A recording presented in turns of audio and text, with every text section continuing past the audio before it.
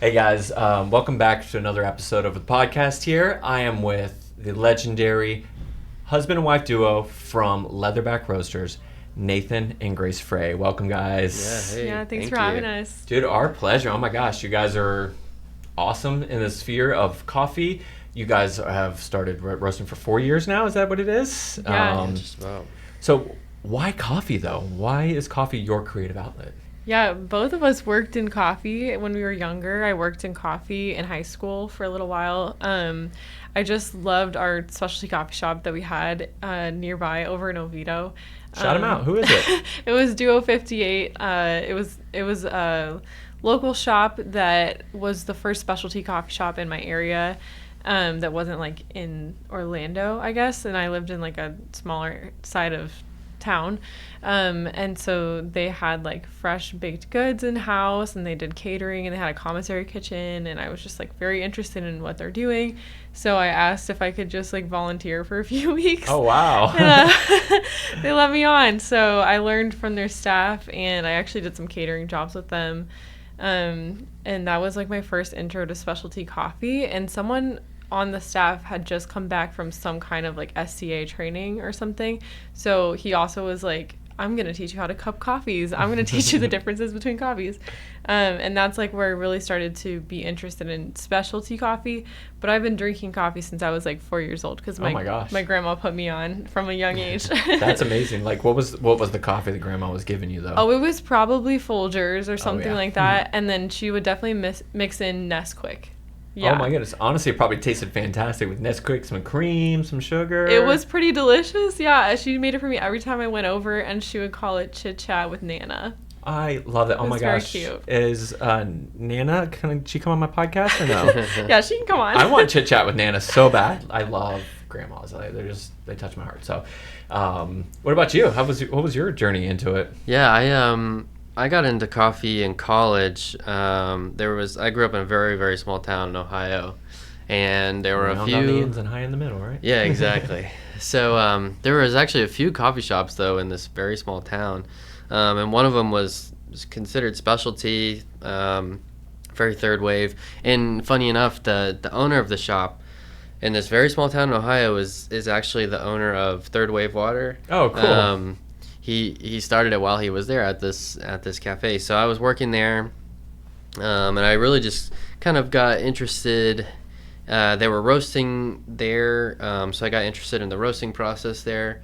And then after a couple of years of being a barista there, occasionally they would need a batch roasted, and I learned with the roaster that was there at the time. So that's kind of where I started, and roasting as well. And then we also met in college in Ohio in that same town, and everything that we did together was like always at a coffee shop. That was my fault, I think. That was your fault? I was dragging him around to every specialty coffee shop. So the closest city would be Columbus or Dayton.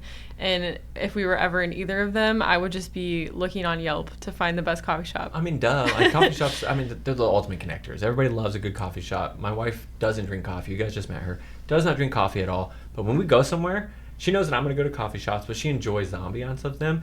And she owns more coffee t-shirts than I do, because every time we go, I will spend $20 on coffee. Yep. She'll spend $20 on a coffee t-shirt because they're soft. yeah. And they are. Yeah, and they are, yes. So it's like she owns like 7 of each ones that Elevation has ever come out with. She just wears them around. So people are like, oh my gosh, have you had that place? She was wearing like a Relampago one from like St. Augustine one day, and she was like, I don't even remember where I got this. She was like, it's just soft. So yeah, coffee shops, ultimate date spot, I think. For sure. And great homework spot for college students. So that's where we were most of the time. Yeah, sorry to everywhere I camped out. Oh, no. You tipped well, though, right? Oh, yeah. Of course. Sure, yeah, college For students sure. have so much money to tip, right? At least I got a few drinks, probably. Yeah. So that brought you into wanting to start your own coffee. Like the love of the cafe, the coffee experience and stuff got you into roasting, though. I know you worked a little bit with that roaster guy, but you didn't have any experience with the roasting side. You felt like more of I'm the coffee girly. Let's go to the shops and have the drinks. What got you interested in what he's interested in on the roasting side? So he had started roasting at Telemetry, like he was mentioning on that Frankenstein roaster that they kind of built out for that shop. Never heard of that brand, Frankenstein. Yeah. He has an Ambex shell with custom built burners and its own like roasting software that should not have fit on this 90s Ambex, but I am here for innovation. I love people who can adapt and just do the funniest things with those. Like, didn't mean to interrupt, but like even back in the day when I was going to a coffee shop at the time, their power was out, and this lady came in who gets the same thing every single time. I remember this lady, cortado every time. So she was like a little upset she was not able to get her afternoon cortado, and he was like, "Ma'am, I got you." Made an AeroPress of it. He steamed some milk real quick because there's still enough steam pressure in the thing. And he actually made a little cortado out of an AeroPress. And I was like, that's adaptability, right? Mm-hmm. Like if anything in coffee, we adapt. Because coffee is, again, just this instrument, I think, for creativity. It fuels us for our creativity as well. So I didn't mean to interrupt you. Yeah, no, absolutely. Yeah, so you had gotten interested in roasting from that experience, and you asked me to get you an air roaster for your birthday. Ooh, why an air roaster? Super cheap. Okay. Like Very probably low, like $50 or something. Very low barrier to entry of just like wanting to roast for ourselves at our apartment. Yeah. I think it was on Amazon, no name brand, meant for popcorn, Yeah. but it got the job done. It at least rotated.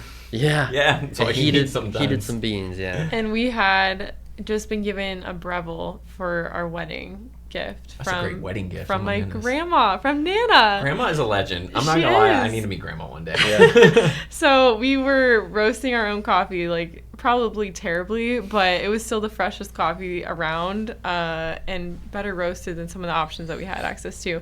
So we were making that on the Breville, and I thought it tasted actually pretty great. So I bet. Like, and you were probably like, at that time, where were you sourcing your coffee from? Man, this like really small dose green supplier called Coffee Bean Corral. Never heard of them. Yeah, very small. And I think I just had Googled at the time like green coffee for home roasters, and they sold it I think as low as like £1. So That's kind of like how I started. It was more of the experience back. I was not a good student, so I was in and out of college multiple times, and I grew up just like you said with coffee as a thing. But it was always like it was either whatever was on sale. Cafe Bustelo, Folgers, Maxwell House was always in the house, and my mom would make us make her coffee for her, but we'd always steal sips of it. It would a ton of cream and sugar because she smoked cigarettes too, so she had something that masked the cigarettes for it. But we loved the cream and sugar taste of this, so we've always kind of had coffee. But coffee was like that necessity in college. I needed an all-nighter because I worked full-time. I paid my way through college, and we were just drinking bad coffee because we had to stay awake. And then my wife, she was already graduated and had a big girl job and all these things. She's carrying the load for me while I'm still in college and trying to figure things out. Still didn't know what I wanted to do at the time. And my brother-in-law and I were taking some overlapping classes. So I was in the engineering program at USF. He was in the architectural program. So we had some math classes that overlapped. But they're at night. We both worked full time. So we're like, cool, let's do this. Let's argue over where we're going to get coffee because we're both exhausted because everywhere sucks anyways. So my wife's birthday rolls around. We go to Burns Steakhouse of all places. We go to the dessert room because we couldn't afford the steakhouse. So we had a cheap dinner somewhere, dessert room at night, order a cup of coffee like you do with that, and bring it out. The lady's like, oh, I'll bring the cream and sugar in a minute or whatever, but go ahead and try it now. I was like, all right, black coffee. I don't think so. I took a sip of it though, and I was like, whoa, what did you do? This is palatable. She's like, you've probably never had freshly roasted coffee before. I'm like, what does that mean? And she literally showed us the coffee roaster they have at Burns Steakhouse, and just like, hey, this is a green bean. We throw it in here, do that. The next day, my brother-in-law and I were looking up coffee roasters, bought one, put it in my mother-in-law's garage, hit up Sweet Maria's because you could buy 1 pound at a time. Yep. Yeah. And left and right, we were just, oh my gosh, just the blueberries. What'd you put blueberries in my cup? He's like, what are you talking about? I didn't put anything in your cup. Okay, this one tastes like dirt. Never buying that one again. So same thing. We had the little popcorn roaster style, but it was, you were getting the nuance of the bean at the time, and whether it was bad or good depending on the actual origin, not on your roasting qualities. Yeah. Because they would always say, roast it to City Plus or whatever, which are terms that most people don't use anymore. So it's cool to see other people who've started on that same track, Yeah, absolutely. Yeah, and we were just having a blast, like, ordering different types of grain from this company, like longberry, peaberry, different varieties, Castillo, I think at one point we even bought like a geisha just to try it out. Yep. Same. So that's how we got started in our own roasting. Because the geisha ruined you. And Yeah, you needed more exactly. of it. Yeah. Exactly.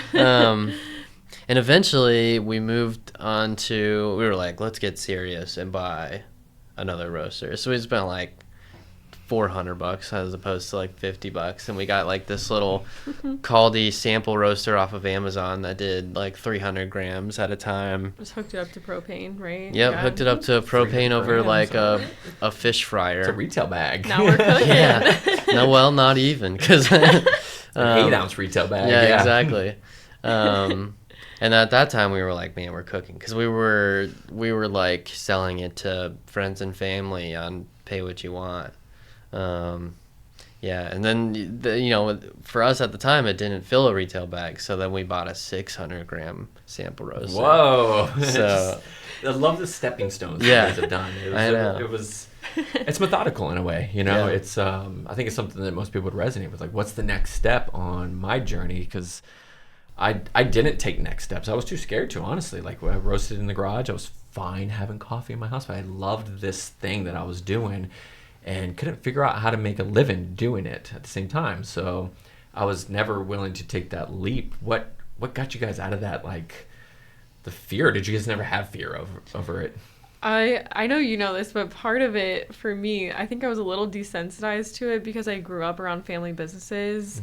On both sides, both my grandparents own their own business, so we've got like a Grandma realty. owns a business too? Yes. Oh my gosh. Yes. So my Grandma, if you're watching, come talk to me. Hannah, we love you. she's a roaster too. Yes. So I don't know. I thought maybe I told you this. My wife's sorry. I'm in love with this grandma right now. So my grandparents lived in Daytona Beach, and they started a nut roasting business, and that's what I grew up around. So we had like caramel glazed peanuts with cinnamon, sugar.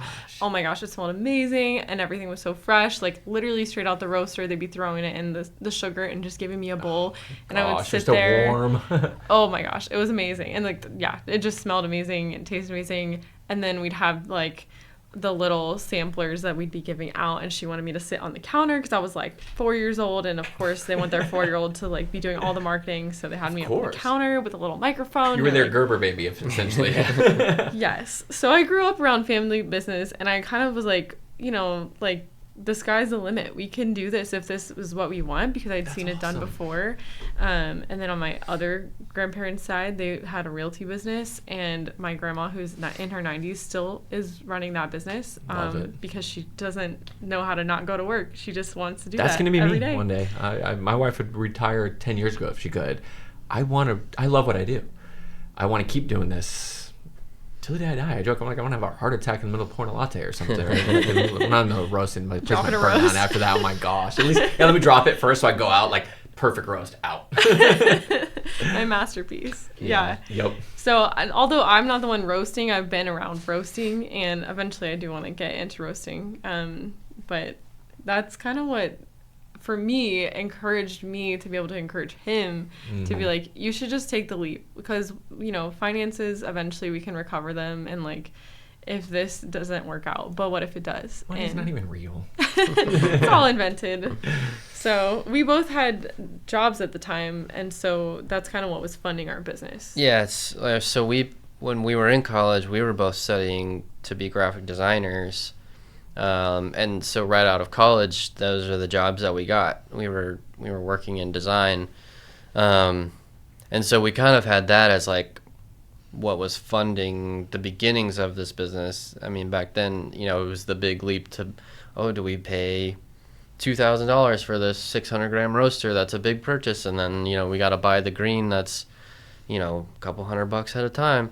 So, I mean, for us back then, that was like the risk, but we had jobs that we could, pay ourselves or pay our rent and bills and, have a little bit of extra money to throw at this business. And it was a risk, but it wasn't anything too wild. It's just sacrifices. You just maybe don't eat out as often, or maybe you don't buy the PlayStation 5 when it comes out or something. Right. It's the sacrifices to build a future for you. Yeah, which I think is very inspiring. Like, I wish I made those moves when I was your age, right? Like, I was still struggling through college, honestly, like getting kicked out of the engineering program and then figuring out what program to go into and C's don't get degrees in college, it's if I would have been taking that time and investing those things into something else, but I didn't know that stuff existed. A little older than you guys, and so it's so encouraging to see the younger people doing these things right off the bat. But to talk about your graphic design career, that's another creative outlet. That's so cool. You guys do your own design work then for? Yeah, we do. Yeah, everything pretty much is in house. We had one T-shirt that I'm wearing designed from a guy that we really liked out in California, and he made our turtle. That's our logo. So we ended up made the actual turtle. We kept that, but like our typography is all custom made that I made when I was like 21 years old. See, that's part of the story. I think so cool. Even like most of our design work is done in house as well. Esteban does most of it, but we have since had to branch out because he's taken on more responsibilities, and we hire a regular that comes in. So at least it's attached to the business, right? But it's so cool to have that whole story of like, oh my gosh, yes, this new label or this new logo, whatever it is going to probably be designed by one of you two, right? Yeah, every time in our website, I designed the whole thing and coded some back end stuff. And oh my gosh. All the SEO is me right now. I did not do that. Do not know how to do that. I took an HTML class in like 1999, but I don't think that's relevant today. I have no idea. Maybe somewhat. Yeah, I don't even know if I remember it. So yeah, that was a big help for us getting started, and it's still obviously a big help for us now. Like, I mean, it's a blessing. We don't even have to think about that side of, outsourcing any sort of design. We just do it all ourselves, and then like that definitely plays into marketing as well. Like, we do a lot of our own marketing, and we took marketing classes along with our design program. So getting started, we didn't really have to invest too much in that. We were able to kind of I already do it had ourselves. the Adobe Suite on my computer, so that wasn't a business expense. It's like I was already freelancing, contracting as a graphic designer, so just went ahead and used the tools I had, I guess. That's how we got started pretty quickly, I would say, because I just opened up Shopify. I was like, I've already designed websites for other people. Oh wow. Let me just go ahead and design my own website. And it was bare bones. It was not very pretty, but it functioned, and people were able to check out and make like purchases on our website. And usually it was friends and family getting started though. That's so cool. So what's a typical day at the roastery look like? You guys show up at the same time, separate times? You have separate duties? Like how does that work? So we're a one-car family. Actually, part of the sacrifices we made buying a first roaster is we sold his car and became a one-car family. So huge. Yeah. It was a choice, but one that I'm happy we made. And so we show up together at the roastery, and basically we go to our stations. You go to the roaster, and then I go over to my sorting and bagging. How early do you guys start? What's a typical day? It's nighttime, daytime? Now it's daytime, thank God. Okay. Because we were working in the nights after our shifts. Like, I was working as a barista too, like when we got started initially. Oh, wow. Which shop did you work at? Pallet in Sanford, Florida. So it was a smaller shop, and they now have 2 locations. But nice. I was working, I would get off my shift, go to work at night. Sometimes we'd pull all-nighters. So now, very thankful that our lives look a little different. 3 months ago, you were able to leave your job. Congrats, that's huge. Thank you. Yeah. And now I've worked full time for I think 2 years now at Leatherback. So did you give a big speech when you left? Where you just kind of like, I'm out. See you guys. Who's coming with me? Hey, you did tell them about the business. I did. Yeah, it was a fully remote job, so I think I sent an email. Was you in person? I think maybe we had a morning call and I said goodbye, but it was actually. I didn't even quit. We were an agency that was letting go a lot of people, so it wasn't even just me. So you're like, this is my cue. Yeah, this is my out right now. But I mean, I was like, okay, all right, this is my sign, I guess, to jump full time into our business. Dude, that's good. Like my story is like kind of similar to that. When I finally decided to do it, I went to my boss, God rest his soul. It's like, hey, I'm putting my 6-month notice in, and I was like, felt like that was very generous, right? 6 months, I can train who's ever coming up. And he wasn't happy with that though. He was just kind of like, he told me no. Like he goes, no, you need to stay. I'm like, no, I'm leaving. I'm going to do this thing. He's like, they're not going to let me replace you though. They're just going to make me do all your work. And I was just like, I'm so sorry, but I have to do this. Long story short, 3 months into my 6-month notice, the new board of directors came on, new VP of HR, wanted to make an example out of me, I guess. I don't know. And decided to let me go. And it was one of those things that at the time was kind of like jarring. But the guy who owned the company, Scott Strady, shout out to you. He pulled me into his office. We talked. He actually helped me brainstorm, like narrowing down the name of Mike's. I didn't even come up with a name yet. He was so excited to watch me do this thing, and he didn't know this was kind of out of his control. And at the time, they were trying not to give me a severance for it either, too. And he fought and got me my severance. Nice. But also helped me come up with the name, and then also like basically had a blank check ready to be my first wholesale partner to have the coffee served in the break rooms there. So huge shout out to him. I thank him for that. But yeah, that was a wild time. Like, through all of that, I felt like they were just trying to do this thing where, to me, I was just employee ID number such and such. You make this, you should be making this. We're going to get rid of you because we got to cut payroll, and we heard you were leaving anyways, type thing. Yeah. At least that's what it felt like to me. I don't know if that's the exact story. That's kind of what I got from the background. And through that, though, going back to, that's what I was kind of like, no, I've been here long enough. I'm going to go talk to this guy real quick. And I got to give a proper goodbye to my team. A lot of tears, a lot of friends with a lot of them still. A lot of them still come support my coffee shop, which is cool. Shout out to y'all that do. All that don't, dead to me. Just kidding, not really. But the ones that do are the real ones. And, two of my best friends to this day came from that job and everything. So I don't regret any of the decisions there. Just, I got to leave, and then if I would have waited the 6 months, I would never have found my first location. That would have been snatched up. Like, I was able to go, like, find this location now and be like, oh, it's available. Let me put a letter of intent on it. And, thankful for that HR lady who wanted to make an example out of me for letting me go early, I guess. Yeah, there you Totally. go. So, It's weird how the timing works out sometimes. I mean, God has different plans for us, I guess. It's like, I wish he started my plan when I was 21 in coffee, but There you go. it happened this time for a reason, I guess. Yeah. And my goal is to live to 121, though, so I'll get those years back later on Yes. in life. That's the goal. And I like, this couldn't have happened to a better time for us as well, because like we're super appreciative for that job. It's actually an agency here in Tampa, even though we live in Orlando. But like, without me having that full-time job for the first however many years, like, we probably wouldn't have been able to do our business, because we didn't take out like loans or things like that. We just like kind of had that safety net to fall back on, like, okay, we've got bills, like we can cover our bills with our income from this job, and then on the side we can put all the money that the business makes like right back into the business and really help it grow.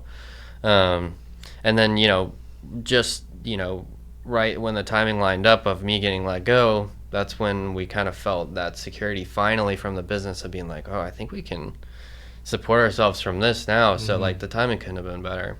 That's amazing. Yeah. So it's, you get to chase your dream. You get to do it at a younger age than most people get to. Like, you hear all the stories of like, it's never too late, right? Which is a great thing for people who got older and didn't do it, but it's also like, it could be a crutch for a younger person to be like, well, Orville Redenbacher didn't do it till he was 54. I got time. You know what I mean? Like, maybe you don't. Like, if you can chase it now, we got this one life on this planet. Deep down in our souls, we want to create, we want to have community, and you guys found it in coffee, and that's great. And I found you guys through a cupping that Florida Coffee Culture, which is another community project to put it together. And sadly, none of them barely even got to come to the cupping, but it was such a great cupping when the community had coffees on the table. First time I got to taste you guys' coffees. And I heard nothing but good stuff about you guys, because Eleanor raves about you guys so I much. love her. Eleanor, shout out to her too. That's my girl. The best. And from there I was like, something cool about these two. I want to keep in contact somehow and stuff. And seeing like the Instagram posts and everything, especially you, Grace, I tell you all the time, like, I know you're not an influencer because we don't like that word here, but you do influence people, and I think you should keep doing it because you're really good at it, because it doesn't come off bad or cringy either. So keep doing it. You. And we need more Nate videos too. Yeah. We're getting it. Oh yeah, we just got him finally in a video, and it was. I know. Did you see it? Yeah. Yes. Dialing in your espresso. I tell this, and of course people then throw it back on me, which is why I'm on video more lately, and I hate it. I'm always like, the people want Esteban. The people want, as I did it because it was like, no, the people want our staff. They love the people behind what we do. The information is needed, and it's just the vessel you need to get from it is not sometimes in text. It is in you delivering it. And I think people resonate with that big time. It's something I had to learn as a almost 44-year-old man that has to be on the internet now doing these things, you know, like, hey, this isn't for me, it is for my business and for the people out there who have these questions and they don't know how to get the answers to them. So let's just throw it out there. So you guys are doing great with it. So thank you. And you too. No, I'm trying, girl. I'm trying. I'm loving seeing the videos coming out of this. It's a lot of delete, redo. Yeah. Like, oh my gosh, I started 25 times. I said 54 times. Totally. Oh man, yeah. Don't we know it? Yeah. The ums are the worst. I can do the likes all day long. I don't mind that as much. It's the ums that get me. Yeah. Oh yeah. Yeah. So I'm just kidding. You know, I did cut us off about telling our day in the life at the Roastery. Yes, I was just about to get back to that. Yeah. Okay. That's probably my fault. So. Yeah, we go to our separate stations when we get there, and that's usually around 8 or 9. We've been trying to get there earlier if we can, but our pickup hours usually start around 10 a.m. and go till around 5. So we've got people coming in and out of the Roastery all day long, so we just got to be there.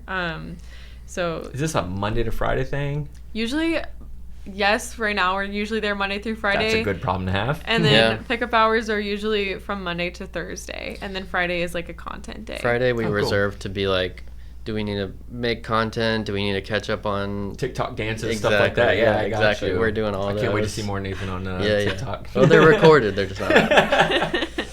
They're like deleting right now. You're like throwing that SD card far away. Yeah. I don't know where it went. So right now, our days are heavy roasting days because we have an undersized roaster for where we're at right now. It's not the 600 gram one still, is it? It's not the 600 gram one. We did make the leap to a 3 kilo Mill City back in 2022. Wow. So what size batches are you doing? You're not going full 3 kilo in it, are you? No. I do about a 2.6 size batch. Okay, cool. So it's about a 5-pound batch, which is way too small for our what we need. So it's like kind of scary every time I hear that number out loud. I'm like, you did how many batches today? Yeah. You're like, oh gosh, we have to roast hundreds of pounds and do 5 pounds at a time. And it's like not just the roasting the 5 pounds. It's like you need 5 pounds of roasted coffee. You're not getting that with 5 pounds of coffee. Right. Exactly. Yeah. So someone actually, we've been meaning to buy a new roaster for years, and we just did. Yeah, let's talk about that. It's being built. We bought a Typhoon. It's being built in the Czech Republic in Prague. It's an electric air roaster. We're super stoked about it. It's a 5 kilogram batch size, which doesn't sound like a big upgrade. But the electric roasters can basically cut the batch time in half. So the efficiency per hour is like basically 3 times as much. That's amazing.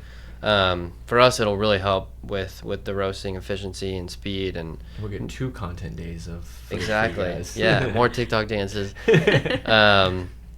So we're really stoked about that. And someone had put it in perspective for me. I can't remember who it was, but they basically said, like, if your business were to double in size today, like, what would be the first thing to break?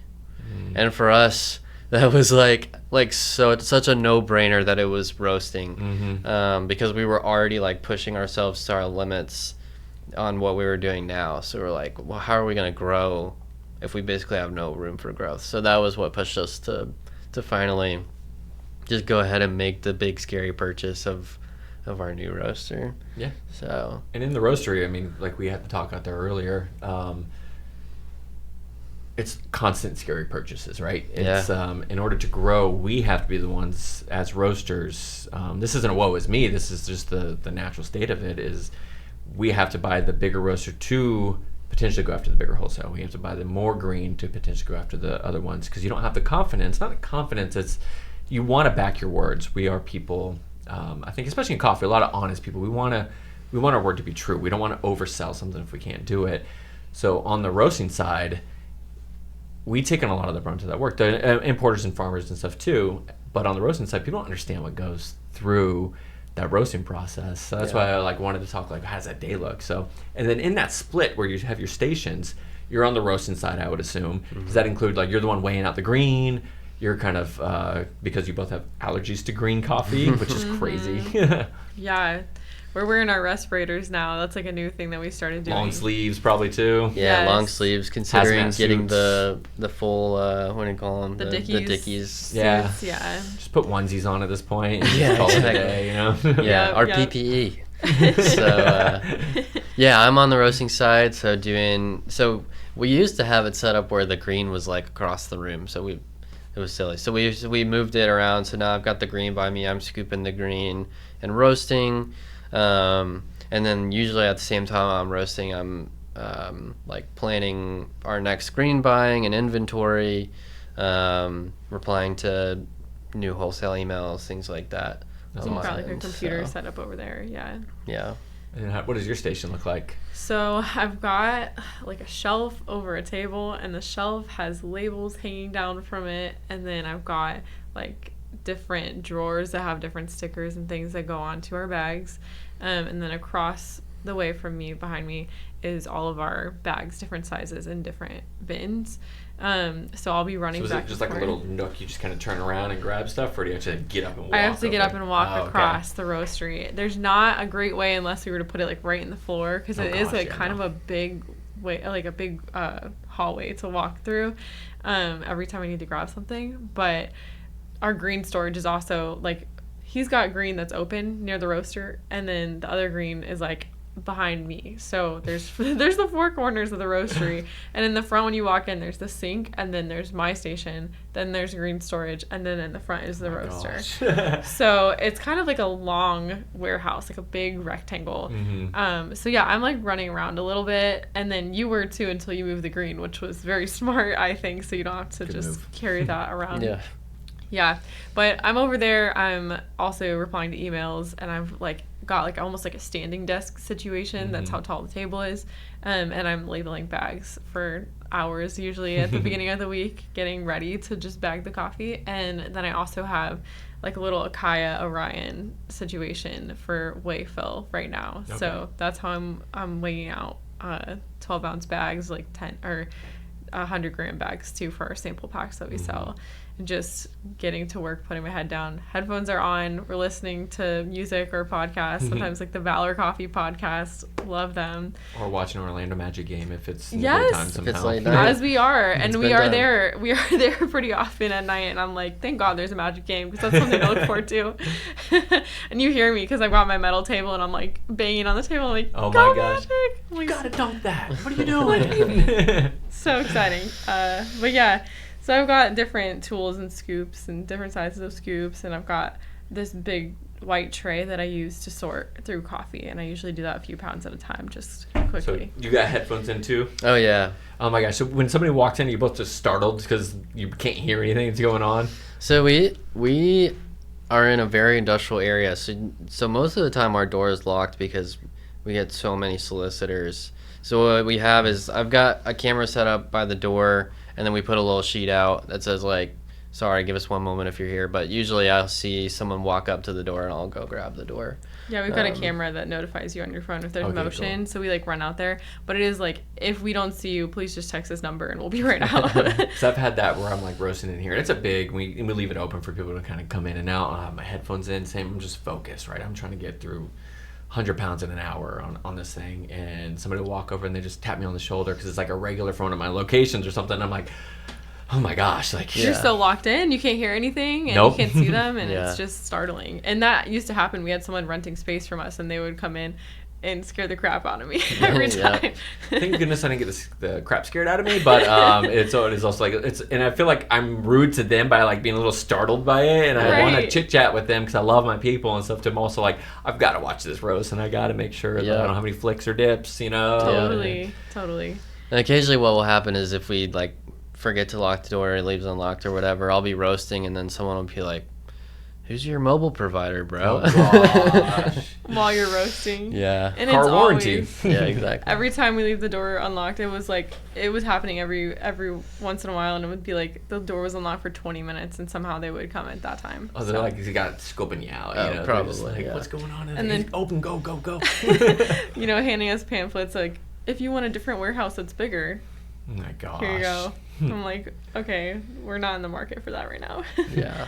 So being in the warehouse space, AC'd? Is it, or is it like old school warehouse? Is it like comfortable? Like what's the things you like and the things you hate about being in a warehouse space? That's obviously like, I think it's shared walls with other people, right? Yeah, it is. Yeah, we've got AC in there. Luckily, that was a big deal for us when we were looking for warehouse spaces, because we had been roasting in our garage, and that was so hot, and I was like, we just can't do that. It gets hot with AC when you're roasting too. It does, yeah. Yeah, the AC Living in the in summer, Florida. And living in Florida, it can't really keep up, but it helps. Mm-hmm. So that's nice, and obviously having the big open space is nice for storage and just production stuff. No windows though. Oh, interesting. Yeah. So it could turn nighttime. You don't even know. Yeah. So we have like one front office that has some windows, but like in the warehouse area. And they're pretty tinted Nothing. too, so it's not like it's letting like tons of light in. Yeah. Yeah. Oh wow. That is the biggest drawback. Is like you gotta take breaks and then just go walk outdoors every once in a while. Touch grasses. Yeah, You know, exactly. Get some sunlight, some vitamin D, whatever it is. You know, you gotta have it. Yeah. Mhm.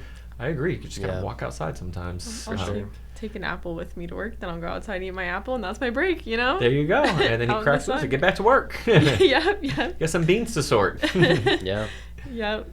So I know the story, but what's this? Some scary stuff has happened in your warehouse too. Like Oh. not just solicitors walking up. Oh But no, sharing walls. Yeah, as you know, we've had forklifts coming through our walls now twice. So 2 out of 3 neighbors. Once is enough. Oh, 3. Don't jinx it. You're 2 out of 3. I Not don't the third think- one's gonna happen. I Like, don't think they have a forklift. It's like an 80-year-old woman who just like does her own thing and leaves. So Okay. I'm very thankful that she probably is not driving a forklift. But if she is, then I would be worried. Lord, please. Yeah. If she ever gets on a forklift, it's almost bound to happen. Yeah, she's probably gonna borrow the neighbors and be like, "You guys both can. It's my turn now, right? Yeah. Go right through this wall." Oh yeah. So we've navigated having to get the wall fixed, having someone else, dealing with that, paying for it, and Were you inside when it happened? the second time we The were. second time. What the heck? What was? Did you hear it with your headphones on? Was it? Yes. I did. Oh, Yeah. yeah. I did, and then like I vaguely saw it out of the corner of my eye, like the wall just like kind of shake. Oh my gosh. And I was It like, was loud, yeah. What was that? And then I look up, and of course, yeah, the wall's like split. So we don't roasters. We don't have to worry about constant green going up, the market change and fluctuations, just the economy in general, tariffs, those things. We have to worry about forklifts coming through our warehouse Yeah, wall now. Like, exactly. Come on. I mean, you would think that after the first time that was the only time it would happen, but that guy didn't even know he did it either. Somehow, on his side of the wall, it didn't quite look like it. So he but it says came- for legal reasons. Yeah. Right. Yeah. So. The first time it happened, I think, was within like the first couple months of us being in this space. But Someone okay, drove through a roaster. that's a good story though, because he ran the forklift through the wall and then he owed us essentially. And because of that, he felt so bad. He let us use his box truck to pick up our Aw. roaster from our house and move it into the roastery. That's nice. So Yeah. that was actually pretty great. And then he fixed the wall too. So See, that's the way it should be. Okay, like Yeah. I'm a big proponent of like just the old school like barter or like I messed something up, let's fix it type thing. But every nowadays, once I'm a lawyer, whatever it is, and it's just kind of like no, like we're neighbors, we're friends. I gotta see you every day. Like Yeah. there's a solution to this problem that's easy to get to. We just have to do a little work and a little. Let me borrow something, and I think that's neighborly. I like that. I Yeah, think that's good, great. yeah. And we've had a great relationship ever since. So See, and if it would have gone a different route, might not have been the same relationship. So Yeah. shout out to him for that. yeah, That's yeah. really good for him. So one of the questions that I think is really cool of what you guys do, what is it like working with your spouse? Like, Yeah. and is it a, obviously it's a blessing, but are there stressings that come with that too? Like, I mean, it's got to be like, if my wife and I work together, like I've said before, she would probably strangle me at some point because first off, I don't shut up. Secondly, I'm just ADHD energy all the time, and she just wants to be like calm and centered and under a blanket and watching Gilmore Girls. So Yeah. as she should, as she should, as she deserves. Yeah, I mean it's hard when we disagree about something, and it's hard to turn off work. I think those are the two main things, because we're just like constantly thinking of things. So as we're driving home, I'm like trying to be like, oh, and we need to do this and this, and he's like, all right, this is our drive home. Let's transition into like we're going to eat dinner. He passive aggressively turns the music up. Yeah, he's like puts his headphones on. You're like, wait, you're driving. Yeah. But I mean, for the most overall, part, though, it's great. we're besties, like truly, and I just think it's like great that we get to spend every day together. For a love while it. there, when we got married, he was gone at this job that kept him like sunrise to sunset. Didn't see him all day, and I was working home alone by myself the whole week. So it would just be like me. He'd come home, go to sleep. He's exhausted, and I would be like just sad that we didn't get that time together. Yeah. So like, you know, the weekends we try to like maximize that. But now that we get to work together, I'm like just trying not to take it for granted. You know? Absolutely, I love that. And those a lot of times you just called grandma up and chatted grandma up. That's what I would have done. I did. Called her up and we do coffee and grandmas are for. talk. She has our coffee, of course. So, Of course. But she's got it in the freezer, so she'll never run out. I That's love how she that. does it. She orders She's it ahead of the ground, game, you know? puts it in the freezer. Yeah. So she's Yeah. like, my freezer supply is running out. I need 5 more bags. I'm like, girl, you could just order one at a time. I'll ship it to you. No cost. Like, Grandma, I got you. Okay, yes, take care of you. So, and back a little bit on the roasting side, do you have like a philosophy or like a person that you've really looked up to in like the roasting game, whether it be local or nationally or across the world? Like even me, like when I first started, like I was a big Tim Windowbow fan. I was like, oh my Totally. gosh, I gotta know about what he does and how he works, you know, with the farmers and stuff. Like Yeah. that was like one of my first big like influences, but it was because I also tasted his espresso when I was in Brooklyn one day, and I was like, this coffee just blew my mind. What is this? Like, it's Tim Windowbow. I'm like, who? So What? cool. Yeah, literally. I just literally Googled it. I'm like, oh my gosh, I'm buying everything from him. He has podcasts. I have to absorb all of that, and then I got into Scott Rayo and stuff. Yeah. So what about you? Yeah, I mean, when I first got into coffee, and even like, well, I mean, even now, one of my favorite roasters was Heart Roasters in Portland. And so I was always just like, you know, very much into traceability and the origin of coffee, and, you know, not doing the full city plus thing, like just roasting the coffee well. Usually it's a lighter development just to like let the coffees shine. So yeah, Heart Roasters was always like a big inspiration on like style of roasting and also style of sourcing for me. And then I think like sourcing, because when I was roasting at the shop up north, like sourcing, I didn't even touch sourcing. So I think as we've grown our roasting business, sourcing has been something that like I've really like got to explore on my own. Which has been really cool. And then, you know, we've got great companies locally like Yellow Rooster, who like have such great relationships with the producers, and then they're able to pass that on to us because we know them personally. So as far as roasting style, of course, you know, every roaster has to get into their Scott Rao phase.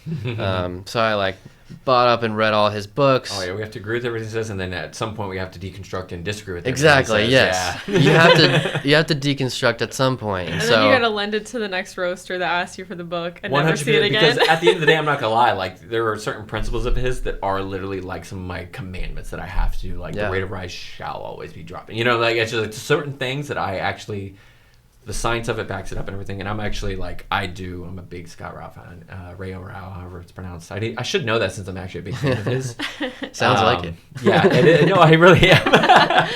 And like you should see, like I have notebooks of notes that I've written just from podcasts listening to of his and stuff too. And I just think he's may not have the best delivery in his message, but his knowledge is almost like unprecedented, I think. Yeah. And I think there's something to take from people like that and stuff too. And there's other people you can grab inspiration from. For sure. Yeah. I read all of his books. I did one of his roasting courses online.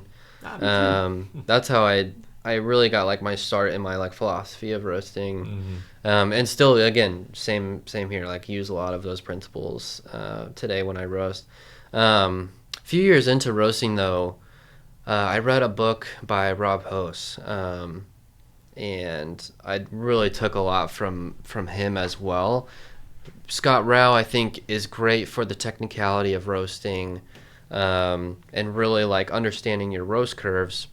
I loved how Rob Host's book was just like, here's how these different roasting practices that I've done have affected the way that the cup tastes.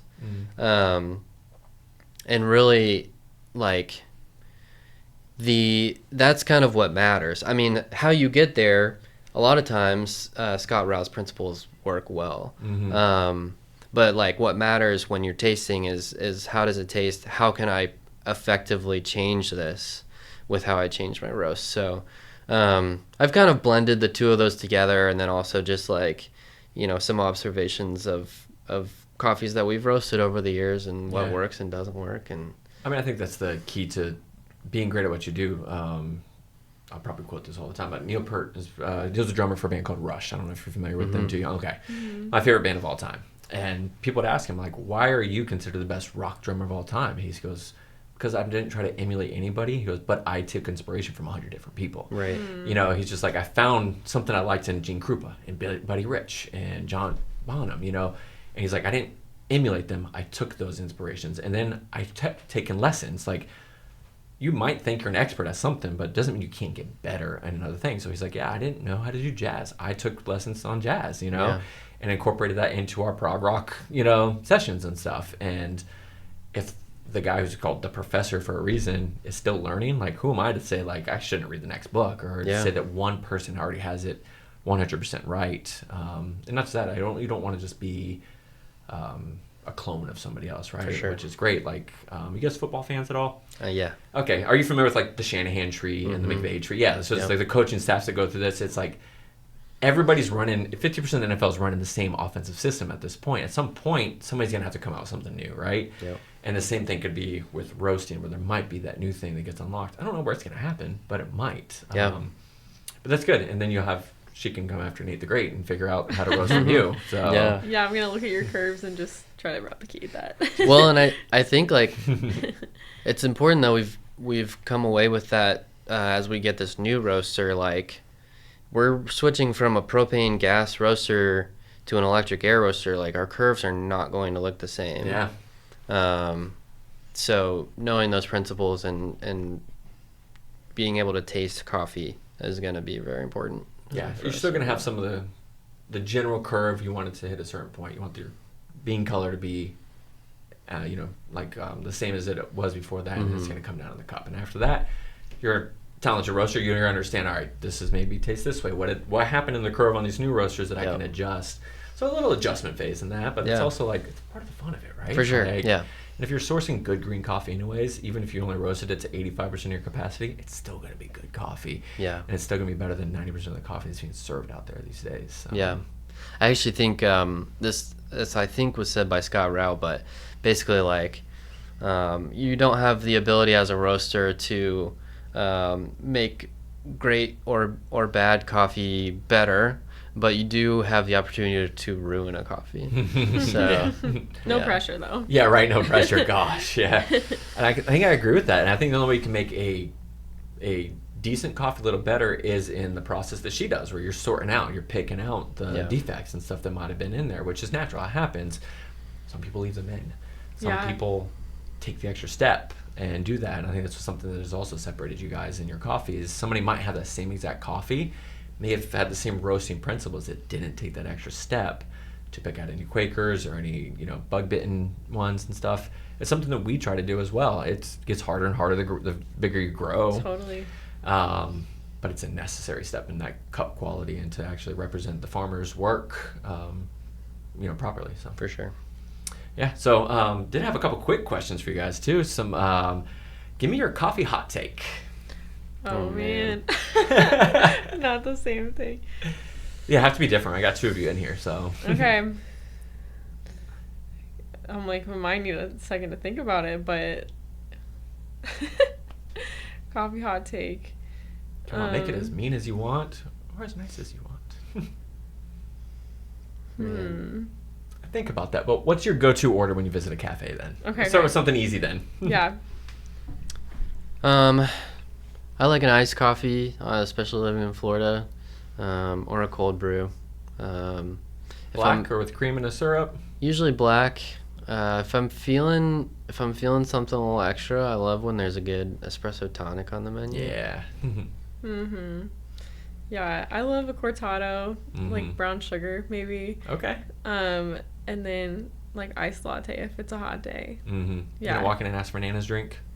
Yeah. You guys got Nesquik in here? You guys got Nesquik and some old Folgers that's been sitting on the shelf for 9 months at least. Yeah. Yeah. Okay, who has a better playlist out of you two? Oh my. I think they're both pretty good, actually. Okay. I think we both, I don't know, we listen to a lot of the same music. Grace does have a curated Roastery playlist. I Yeah? do. It's got like Geese on there. Are you familiar with Geese? Not. New band out of Brooklyn. They're kind of Okay. taking over the like indie rock scene right now. All right, indie rock's coming back. I'm here for it. Yeah. Fontaine's DC. Okay. They're from Ireland, from Dublin. I like a lot of rock music and like what's going on in rock right now. And, Okay.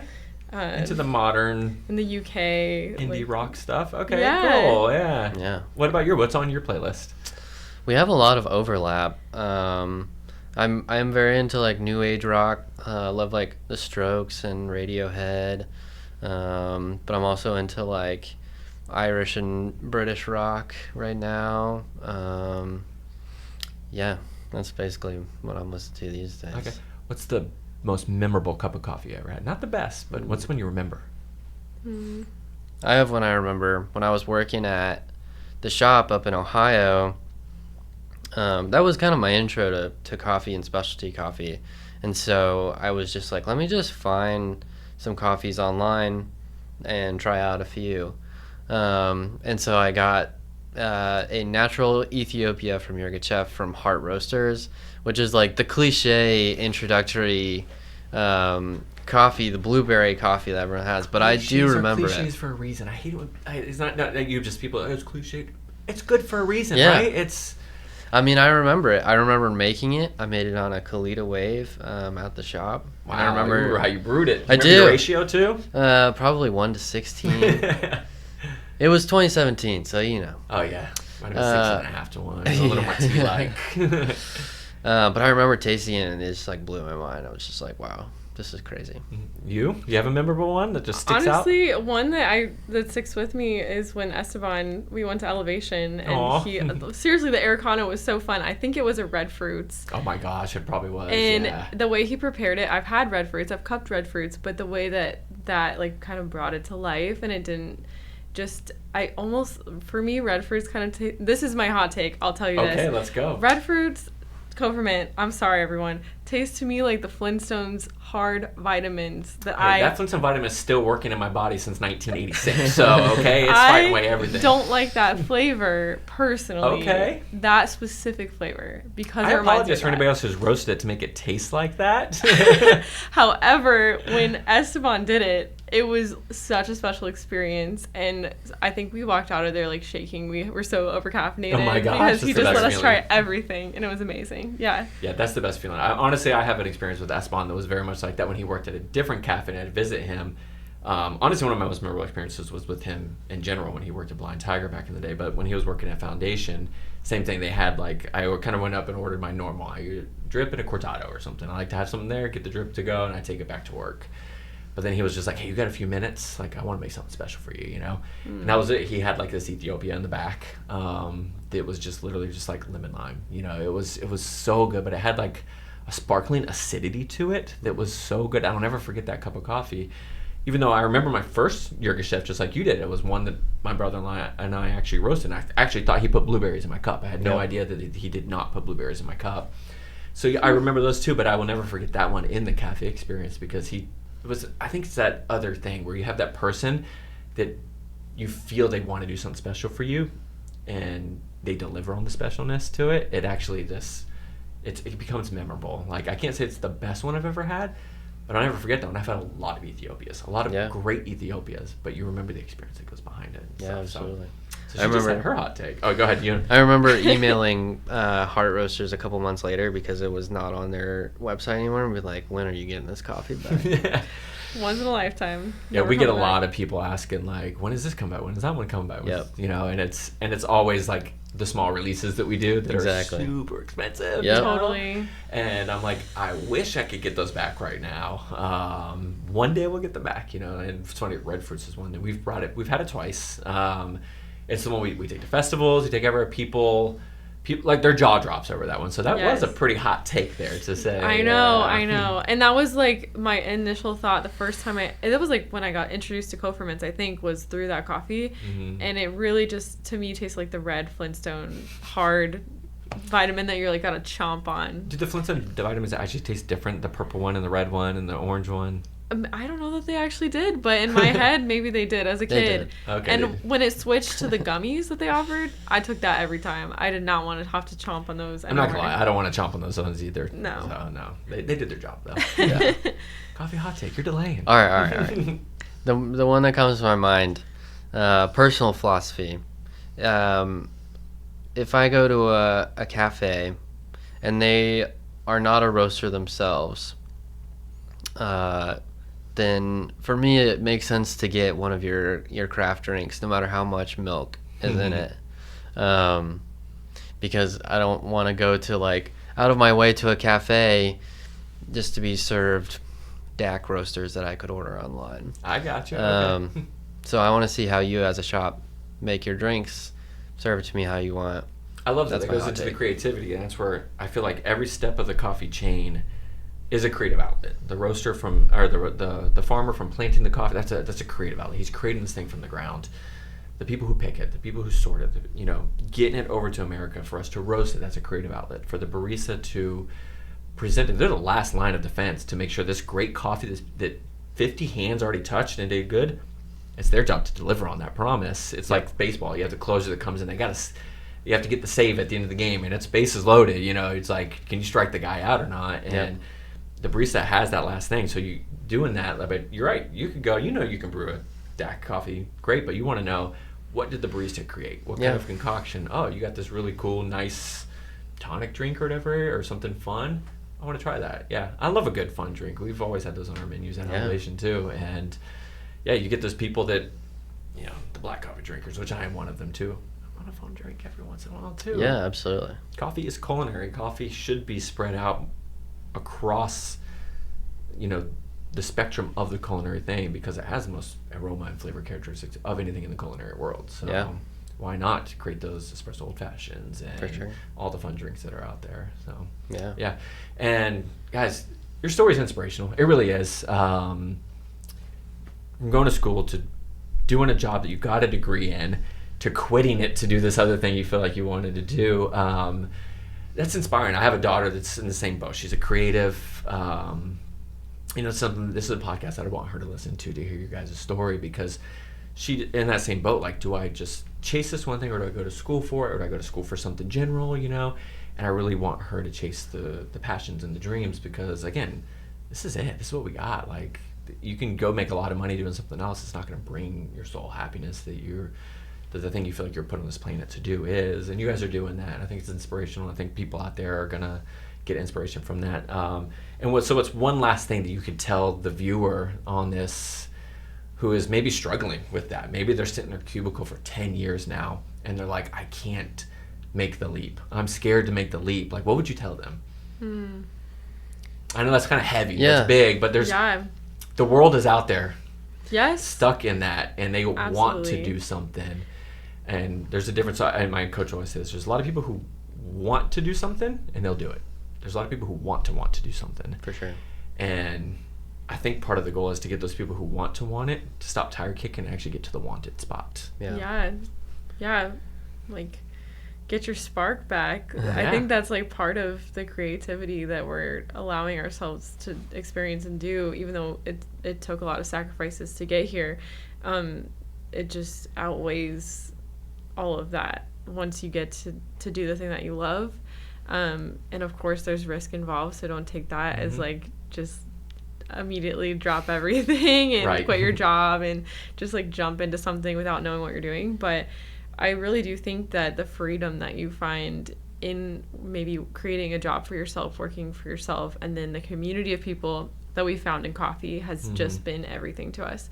It really beats working at home alone, like contracting jobs and like doing Zoom calls all day. So for me, it's definitely been worth it. We've met a ton of amazing people through coffee, and like we got to come to Tampa today to do a coffee event. And like you got to speak at it. it was awesome. Special guest. And see Michael from Unblended too, and just taste different coffees. And just the other coffee people that came through from Sarasota, from Palm Harbor, from Tampa, St. Pete. Just another one was from Brooksville. Like, they came from all over different counties. Yes. To come see you speak. you know?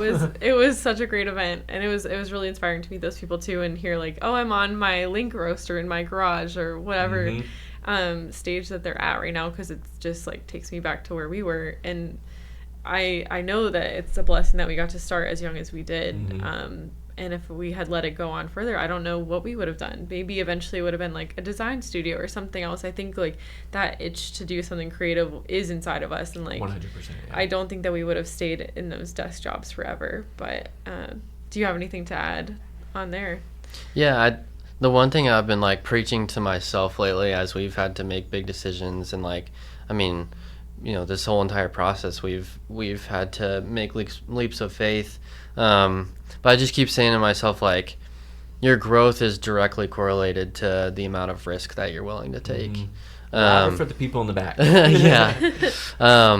And like, especially, you know, when it came time for me, you know, I was like, oh, I didn't quit, but, you know, do I look for a new job, or do we just go in on this? And I was just thinking about like, what we've built so far has been so cool and so fun, and I'm so passionate about it.